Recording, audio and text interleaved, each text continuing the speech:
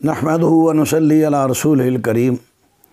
خادم حسین برادر کی طرف سے سوال ہے، ایک آدمی پاکستان سے عمرہ کرنے کے لیے مکہ گیا، وہ پہلے 14 دن مکہ میں رہے گا، وہ کتنی بار عمرہ کر سکتا ہے؟ جیسا کہ کہا جاتا ہے کہ لوگ مسجد عائشہ رضی اللہ عنہ سے احرام باندھ کر عمرہ کر لیتے ہیں۔ مسجد عائشہ، جس کا پرانا نام مقام تنعیم ہے، وہاں پر سیدہ عائشہ صدیقہ رضی اللہ تعالی عنہ جب آئیں تو انہی مخصوص ایام آ گئے۔ جب فراغت ہوئی تو اللہ کے رسول صلی اللہ علیہ وسلم نے ان کے بھائی کو حکم دیا، ان کو مقام تنعیم لے جاؤ۔ وہ وہاں سے آئیں احرام کی نیت سے۔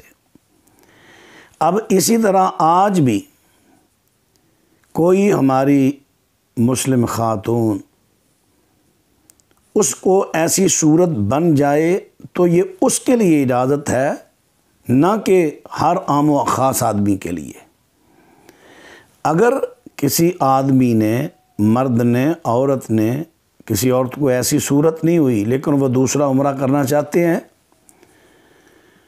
تو وہ میقات پہ جائیں، میقات پہ سفر کر کے آئیں، پھر عمرہ کریں۔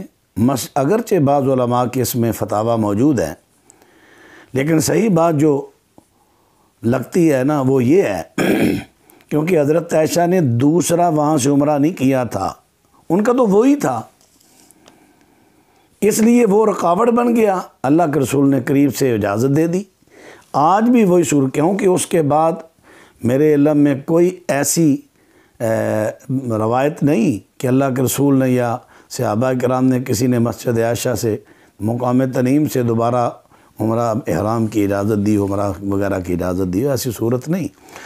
اس لیے جو سبب ہے اس کے مطابق ایسی عورت جسے ایسی صورت پیش آ جائے وہ رک جائے، پھر مسجد عائشہ سے احرام باندھے عمرہ کر لے، وہ ٹھیک ہوگا۔ اگر دوسرا عمرہ کرنا ہے اس کے لیے دوسرا سفر ہوگا میقات سے۔